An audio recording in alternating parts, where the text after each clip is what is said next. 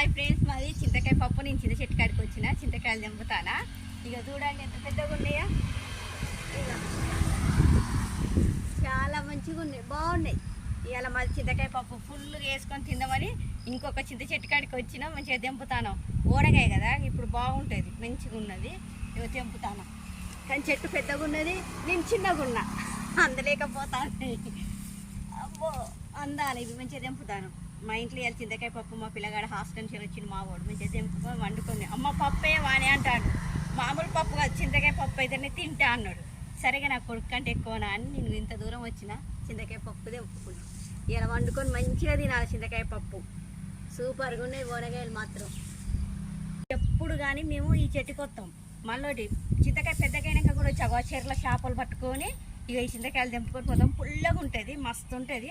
మీకు ఎవరికన్నా ఇక్కడ ఇటు వచ్చేది ఉంటే వచ్చి ఈ చెట్టు కాయలు తెంపుకొని తినండి. లైక్ చేయండి, షేర్ చేయండి, సబ్స్క్రైబ్ చేయండి ఫ్రెండ్స్.